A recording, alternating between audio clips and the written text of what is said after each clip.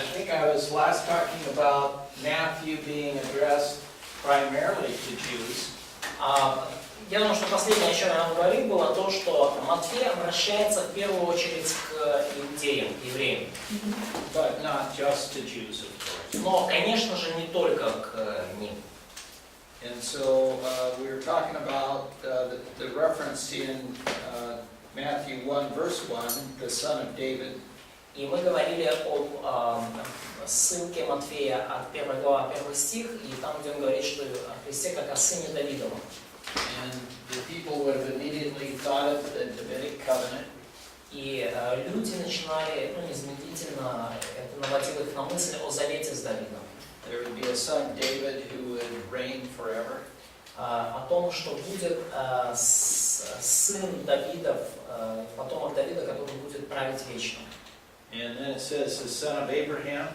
И также он говорит дальше о нем как о сыне Авраамовом. Well, that was important to a Jew because he was the father of the Jews. Но и это было очень важно для евреев, потому что Авраам это отец всего еврейского народа. And it was to Abraham that was promised a land, a seed, and a blessing. И Аврааму было обещано земля, семя и благословение. And one of that seed would be the Messiah. И один из этого семени будет Мессией. And where is that found? Land, seed, and blessing. Where is that first found in the Bible? Где мы первый раз находим вот это обетование о земле, о семени и о благословении? Genesis 12 and maybe Genesis 15. Maybe. Well, it's a lot of places, but the first time is Genesis 12. Но много мест, но в первый раз Бытие 12. All right. Хорошо.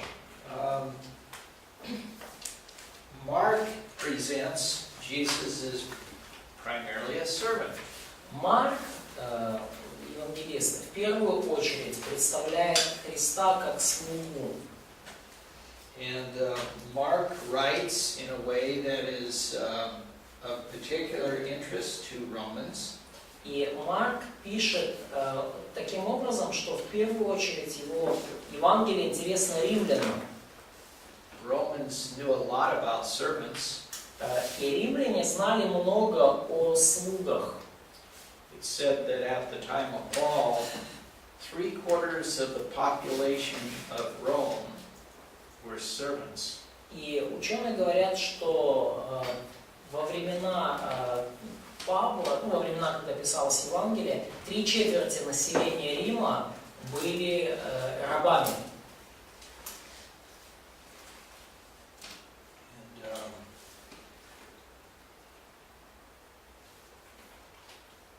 We looked at this before, but so we don't need to look at it. But Mark 10:45 speaks of the servant. И мы уже смотрели на ссылки, и мы не будем...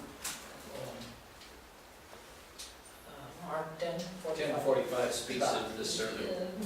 Мы еще это увидим, но вот, например, Марка 10 глава, 45 стих говорит о Христе как о слуге. Should I read this? No. 10 Марка 10:45 читаем. Luke writes in a way that is of particular interest to Greeks. Лука пишет таким образом, что его Евангелие интересно в первую очередь грекам. The Greeks were they emphasized man and the body of man. Греки, или эллины, как их называют, они делали особый акцент и подчеркивали значение человека и человеческого тела. And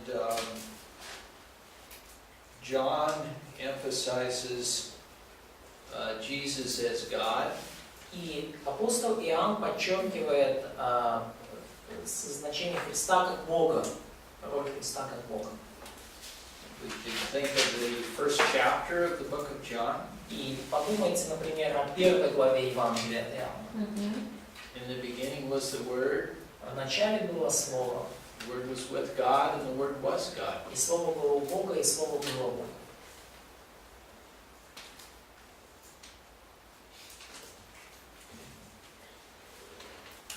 So we have the branch who is king, servant, man, God. Итак, у нас есть отрасль, и это царь, слуга, человек и Бог.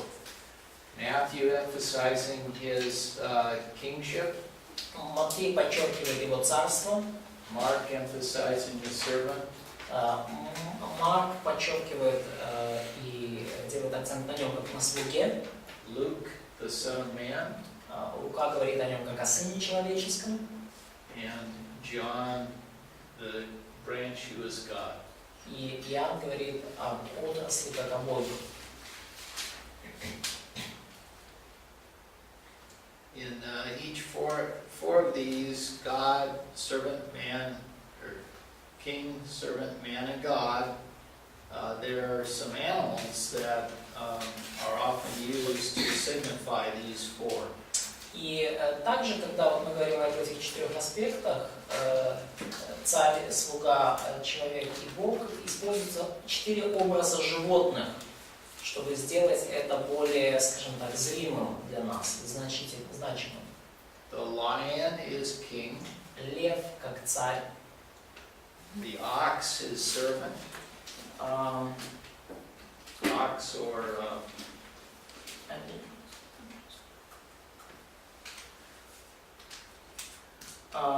вол как слуга. of course, man is man. Ну и человек это человек. An eagle as God. И орел как Бог.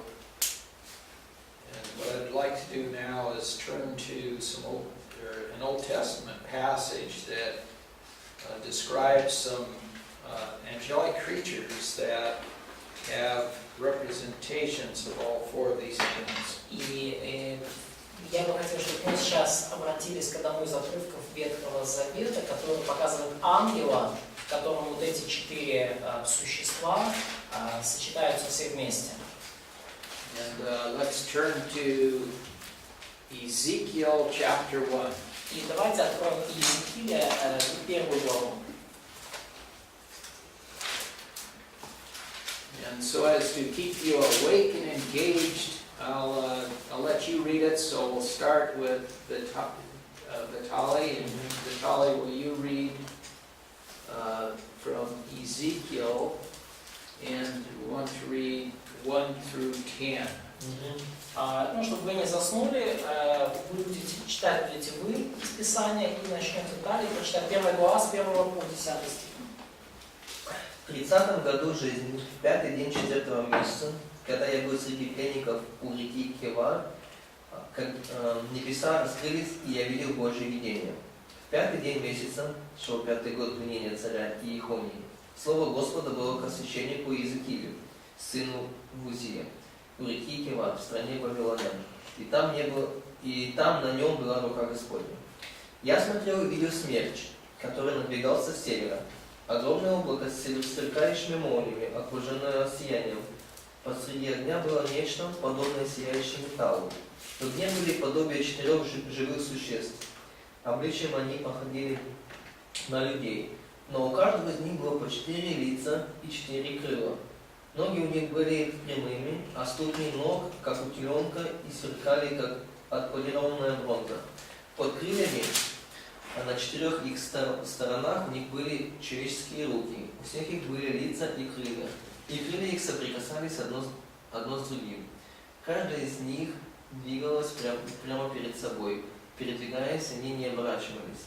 Лица у них были такими. У каждого из 4 было человеческое лицо.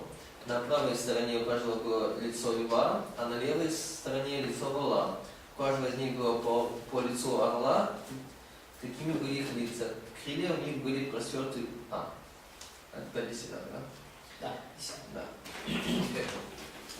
In verse 10, we have a description of these 4 creatures, and they each have the face of a man, a lion, a bull or an ox and an eagle.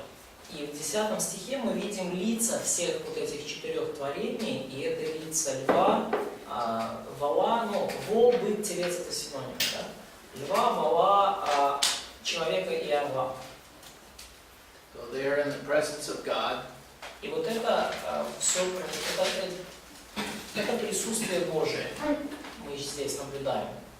And I take these four faces to be representing aspects of God. И вот эти 4 аспекта, они представляют нам природу Бога. And particularly of the God, second person of the Trinity. И особенно Бога Сына, вторую личность Троицы. So we see man or intelligence here. И мы видим здесь человека и разум здесь, тут. Lion, which is the king of the beasts. Лев, который царь всех существ живых, всех животных. The bull or the ox is the servant. Вол или бык, как слуга, как служащее животное. And the eagle, eagle depicting intelligence. И орел, который символизирует разум. The greatest of birds, he's sovereign over the birds. Величайшая птица, которая независима ни от каких птиц. So as God is sovereign over all things.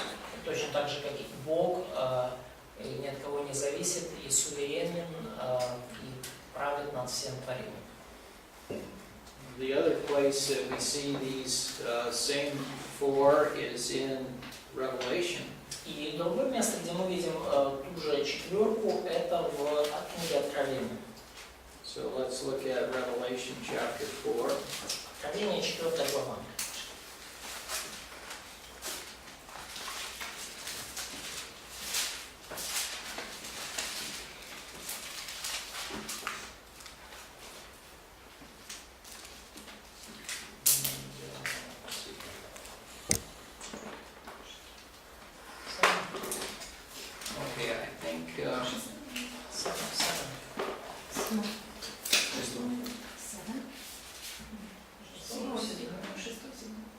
We'll read Revelation chapter 4, verses 1 through 8.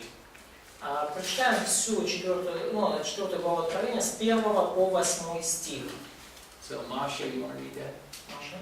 После сего я взглянул, и вот дверь отверста на небе, и прежний голос, который я слышал, как бы звук трубы, говоривший со мной, сказал: «Зайди сюда, и покажу тебе, чему надлежит быть после сего». И тотчас я был в духе, и вот престол стоял на небе, и на престоле был сидящий. И сей сидящий видом был подобен камню яспису и сардису, и радуга вокруг престола, видом подобная смарагду. И вокруг престола 24 престола, а на престолах видел я сидевших 24 старца, которые облечены были в белые одежды и имели на головах своих золотые венцы. И от престола исходили молнии, и громы, и гласы, и 7 светильников огненных горели перед престолом, который суть 7 духов Божиих. И перед престолом море стеклянное, подобное кристаллу, и посреди престола и вокруг престола 4 животных, исполненных очей спереди и сзади. И первое животное было подобно льву, и второе животное подобно тельцу, и третье животное имело лицо, как человек, и четвертое животное подобно орлу летящему. И каждое из 4 животных имело по 6 крыл вокруг, а внутри они исполнены очей, и ни днем, и ни ночью не имеет покоя, взывая: «Свят, свят, свят, Господь Бог Вседержитель, который был, и есть, и грядет». In verse 8, or excuse me, verse 7, В стихе 7 speaks of these 4 creatures as having one with a face like a lion. говорится об этих 4 творениях, и одно из них имеет лицо льва, So king. и это Second, having a face like a calf or a bull or a ox. И второе подобно тельцу, волу, быку. Servant. И это образ слуги. And third, having a face like a man. Третье имело лицо как человек. And fourth, having a face like an eagle, the sovereign one of the birds. И четвертое животное подобно орлу летящему, это суверенный правитель птиц. So I see these as again representing various aspects of God the Son. И я думаю, что вот эти вот четыре образа показывают, иллюстрируют различные аспекты Бога Сына. В средневековой церкви на витражах многих готических соборов можно видеть вот эти четыре образа. Они тоже, и то же самое разделение по Евангелию, вот этих четырех образов, оно, начиная с первой церкви, они, скажем так, это тоже заметили. То есть это не какая-то новая идея. I told them that it's not a new idea, and the Medieval Church had these images in the cathedrals, in the pictures, so it's not a new idea, they used it during the whole church history. Yeah. There are a lot of things in the Bible that we can say, this is truth. Есть много вещей в Библии, о которых мы можем сказать, это истина в последней инстанции. Jesus is King, servant, man, God. Иисус — это царь, слуга, человек и Бог. That, no question. Тут вопросов не может быть никаких. Somebody that argues about that just doesn't believe the Bible. И тот, кто будет об этом спорить, он просто не верит в Библию. But the more I study the Bible, the more I see the tie-ins between all the books in the Old and the New Testament, and it's just amazing the way God has given us His Word that all ties together. И чем больше я изучаю Ветхий и Новый Завет, тем больше я вижу то, как связаны друг с другом, как Писание и отрывки книги связаны друг с другом, и это просто потрясающе, насколько Бог все вот это написал, что оно имеет вот эти взаимосвязи. So we see these creatures that have these four faces. И вот мы видим вот этих четырех животных, которые имеют четыре лица. And when we get there, we'll know for sure. И когда мы туда попадем, мы уже все будем точно знать. And I doubt if we'll be surprised. I doubt if we will be surprised. Я сомневаюсь, что мы будем там сильно удивлены. All right.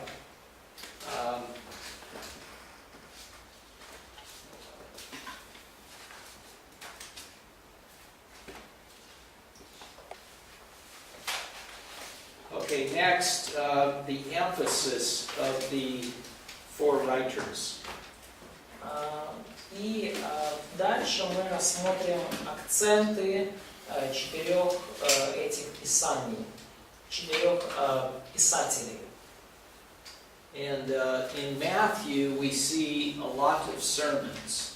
И в Евангелии от Матфея мы видим множество проповедей.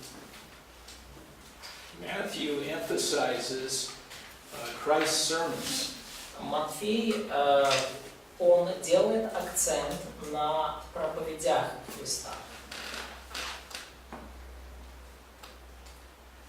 Mark emphasizes Christ's miracles. Марк делает акцент на чудесах Христа.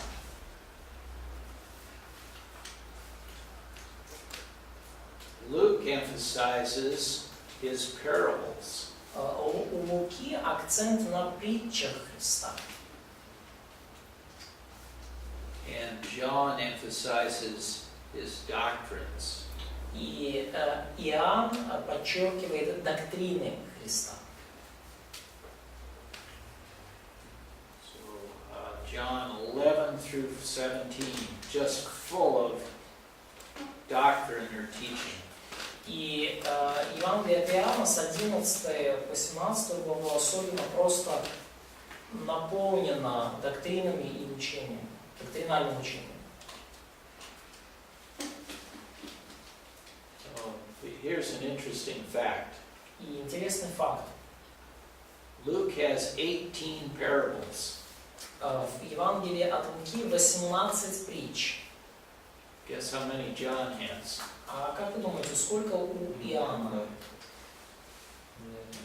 0. Ноль.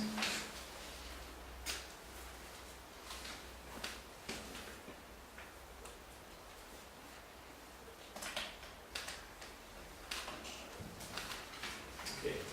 The next point is genealogical records in the Gospels. Следующий пункт, следующий абзац. Генеалогические записи, родословия в Евангелиях.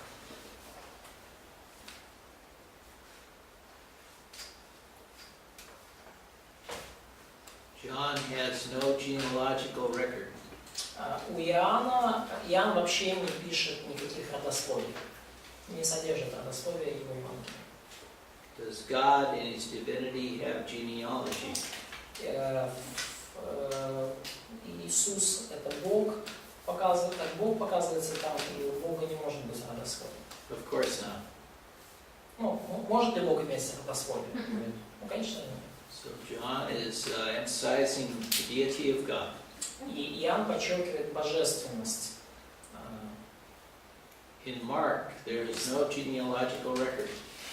В Евангелии от Марка также нету родословий, The genealogy of a servant is not important. потому что родословие слуги не важно, не имеет значения. How about the genealogy of the king? Is that important? А родословие царя имеет значение? Да. Yes. He's got to qualify. Да, но он должен быть соответствовать требованиям, чтобы быть царем. So in Matthew chapter 1, the writer gives a genealogical qualification for the king. И в Матфея 1 главе автор показывает вот эти, подчеркивает соответствие Христа генеалогическим требованиям у родословия.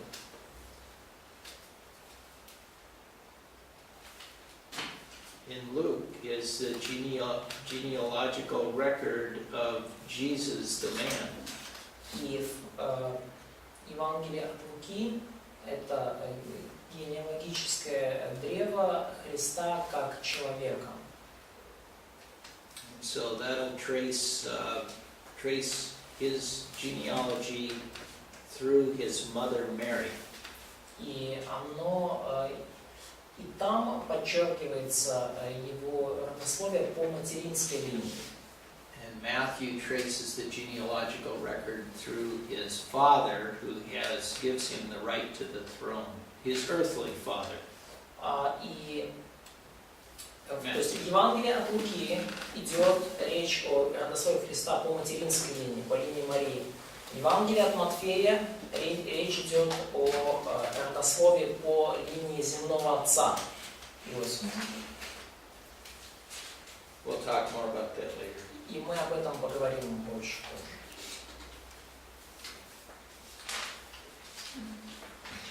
Now, the next point is unique material in each book. Следующий абзац, следующий пункт. Уникальный материал в каждой книге. That just means of all the material that Matthew wrote, how much of it does not appear in the other three Gospels? Иными словами, какое количество материала, скажем, в Евангелии от Матфея не встречается больше в других Евангелиях? Ну, то есть сама терминология, уникальный материал, ну, термин. То есть то, что встречается только в этом Евангелии. And I'm going to give you this in percentages, so percentage of the book. Я просто дам вам это в процентах. Процент уникального материала. And this, I got this from Ryrie, so this is Ryrie's opinion. И это исследование Райри. And the numbers aren't that important, but just the relative numbers are important. Сами по себе цифры не так важны, но просто сравнительные. Ну, то есть эти цифры в сравнении, они важны. This was surprising to me when I saw it. И для меня это удивило, когда я это увидел. So 42% of Matthew is unique. Евангелие от Матфея содержит 42% уникального материала. 7% of Mark is unique. В Евангелии от Марка только 7% уникального материала. 59% of Luke is У unique. Луки 59% материала уникального. And 92% of John is unique. В Евангелии от Иоанна 92% уникально. 92%. То есть не встречаются больше нигде ни в одном Евангелии. So I think it's good to remember that most of John is unique. И я думаю, что это полезно запомнить, что большая часть материала Евангелия от Иоанна уникальна, But very little of Mark is unique. но очень мало из Евангелия от Марка уникально. Remember one time somebody said when you give the gospel to somebody and they accept Christ as their Savior, have them read the book of Mark first. Я слышал, кто-то говорит, что если вы хотите, чтобы кто-то, дать ему почитать Евангелие, чтобы он принял Христа и стал верующим, то дайте ему сначала Евангелие от Марка. Have you ever heard that? So that give the Mark Gospel first. Have them read the book of Mark first. Да, то есть сделать, дайте, первым, чтобы они прочитали Евангелие от Марка. And this person that told me that said that in John there are some difficult doctrines. И человек, который мне это говорил, что в Евангелии от Иоанна есть очень сложные доктрины многие. But in Mark it's a lot easier to understand. Но Евангелие от Марка намного проще понять. So it has essential information that you need to know. И оно содержит всю самую главную информацию, самую важную информацию, которую вам нужно знать. But it doesn't have some of the more difficult things like in chapter 3, born of water and so forth.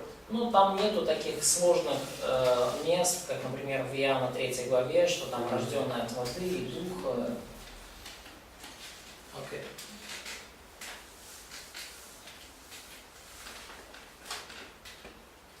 The next point is Old Testament quotations in each of the four Gospels. Следующий пункт.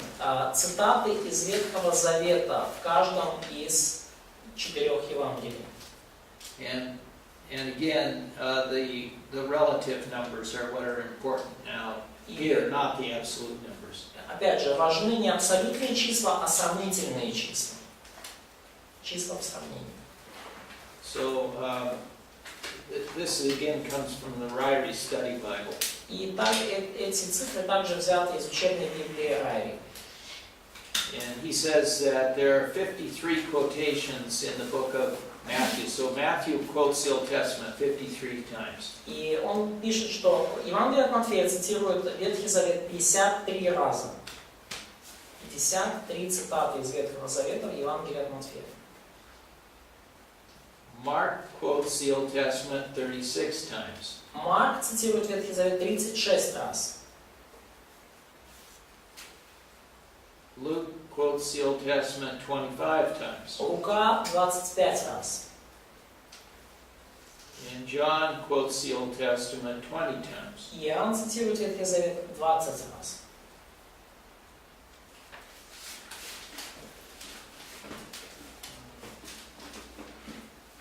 So I think the main thing here is that, and shouldn't be surprising, that Matthew quotes the Old Testament the most. И, самое главное здесь, и это не должно нас удивлять, что Матфей цитирует Ветхий Завет больше всех. Why should that not be surprising? Почему это не удивительно? Because he writes to the Jews. Yes, he writes to the Jews. Да, пишет евреям. Okay. Isn't Bible study easy? разве не просто изучать Библию? All logical, makes sense. Все логично, все имеет смысл. All right, we're going to shift emphasis a little bit. So, any questions on what we've gone through so far?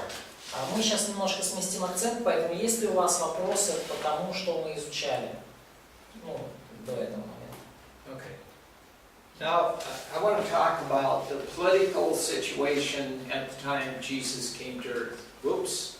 И теперь я хочу поговорить о политической ситуации в момент, когда Христос пришел на землю. Okay, so the political situation at the time of Jesus. Итак, политическая ситуация во время жизни Христа. And I don't know that you need to write down anything here. You can if you want to, but I just want to remind you of what it was like at the time of Jesus' birth. Я не знаю, стоит ли вам все это записывать. Я просто хочу вам показать, вообще, как обстояли дела в мире на момент прихода Христа. There was a great emperor in Rome before Jesus was born by the name of Julius Caesar. В Риме до Рождества Христова был великий император. Его звали Юлий Цезарь. And everybody knows that name, Julius Caesar. И все, наверное, вы слышали это имя, Юлий Цезарь. In the West, there were books and plays written about him. И на Западе пишут и пьесы, и книги о нем. Shakespeare wrote about him. Шекспир даже о нем написал. I don't know whether Russian writers wrote about Shakespeare or not. Я не знаю, Or wrote about Julius Caesar. славянские, российские авторы пишут что-то о Юлии Цезаре. Did they? Only history. Just history, mostly history. Just history. I think it's something like that. Yeah, okay. He was murdered in 44 BC. Он был убит в 44 году до Рождества Христова. And as often happens when you have a powerful leader, if that leader is suddenly removed, there's a lot of rebellion and chaos. И как это часто случается, если у вас есть сильный руководитель в стране, если этот руководитель резко исчезает со сцены, то возникает хаос на этом месте. So for 15 years there was turmoil in the Roman Empire with fighting and just a lot of uncertainty. Да, то есть хаос и мятеж, и были и война, и полная, так сказать, неуверенность царили в Римской империи 15 лет после его смерти, после его гибели. There was an Idumean who lived in Judah whose name was Herod. И был идумеянин по имени Ирод, который жил в Иудее. Who is an Idumean? И он был идумеянин. What does that word mean? Что это значит? Idumean is a Greek word for people from that descended from Esau and Edom. Да, идумеяне, те, кто Едом, да, это греческое слово для потомков Исава. Okay. And how are the Edomites related to the Israelites? И как были связаны идумеяне и израильтяне?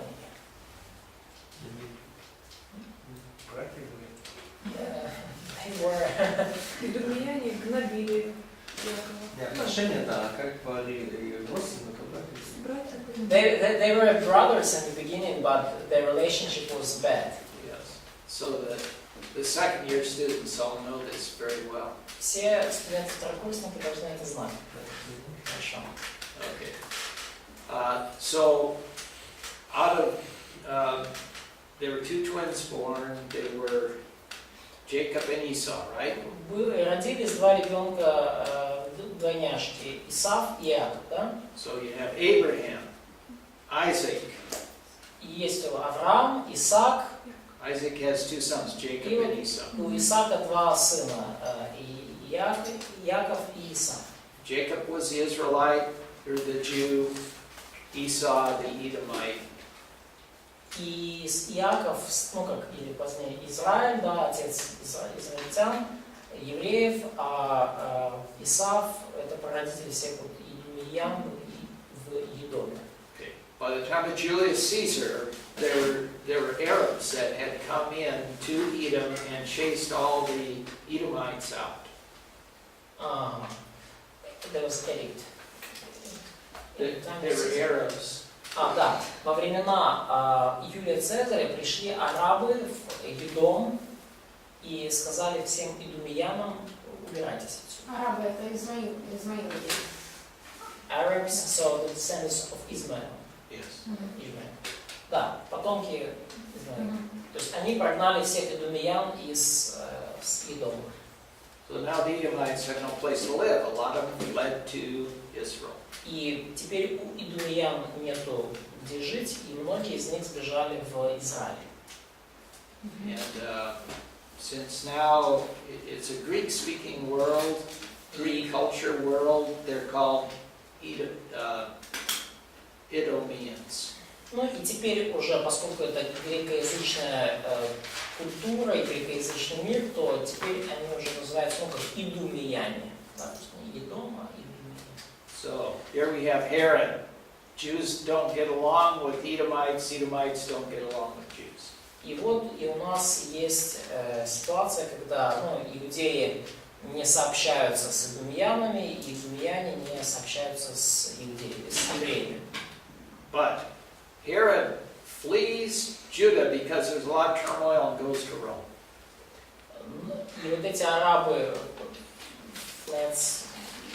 so many Jews went to... No. Julius Caesar was killed, there's chaos throughout the Roman Empire, but Herod flees Judea to go to Rome. Да, значит, Юлий Цезарь, то есть ситуация какая? То есть время после убийства Цезаря, много хаоса и мятежа в Риме, но вот этот Ирод, он сначала, скажем так, все идумеяне осели в Иудее, в Израиле, а вот этот Ирод поехал в Рим. Идумеянин. Ирод поехал в Рим. Время, когда убили Цезаря. В то время, когда убили Цезаря. Да, в то время, когда убили Цезаря.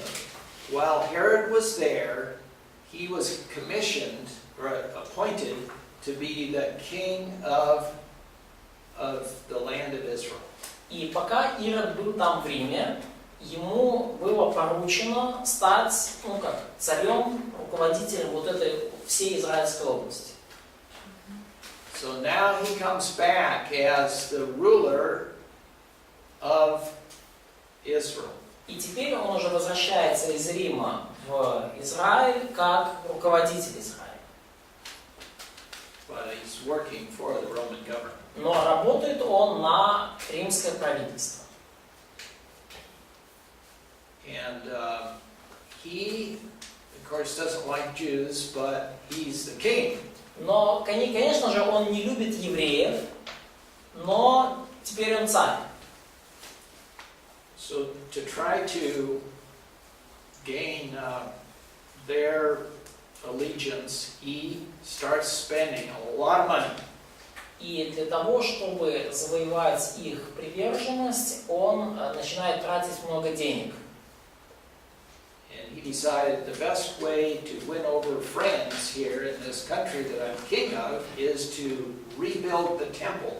И он решает, что наилучший способ завоевать, скажем так, доверие, авторитет среди людей в этой области, это построить храм.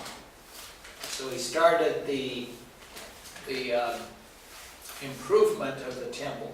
И они начинают работы по, скажем так, восстановлению храма и улучшению.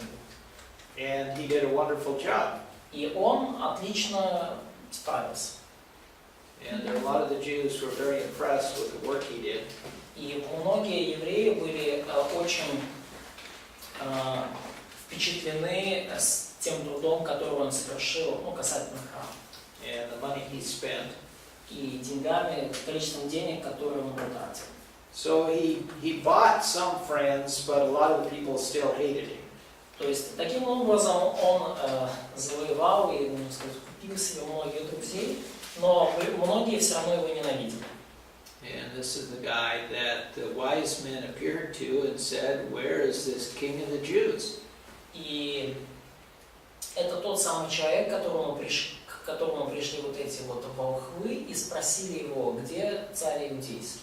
And so Herod saw this king of the Jews to be a threat to him. И, естественно, Ирод увидел в этом будущем иудейском царе угрозу для себя. So he orders the death of the babies in Jerusalem where the king was to be born. И он организовал смерть младенцев в Иерусалиме, там, где этот ребенок должен был родиться.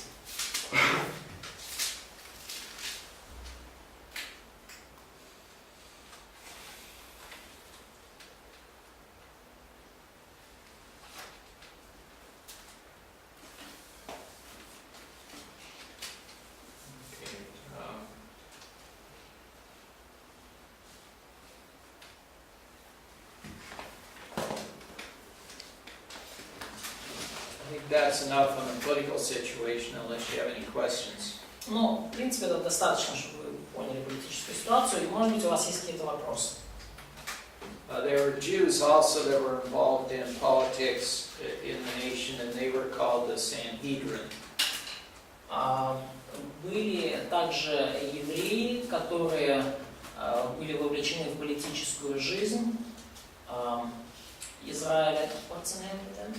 Sanhedrin. Sanhedrin. То есть евреи также участвовали в политической жизни и через орган, называемый Синедрион. They were Jews, and they were to carry out the religious law. И там были все евреи, и их обязанностью было вот, поддерживать вот все вот эти религиозные законы, их соблюдение.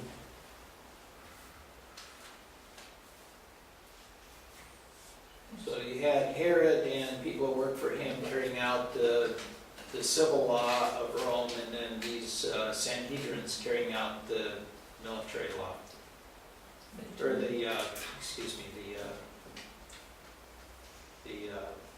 religious law. То есть есть с одной стороны Ирод и его администрация, которая обеспечивает гражданское право там, и все там, военные дела, и есть Синедрион, который вот среди евреев обеспечивает исполнение всех вот их религиозных постановлений.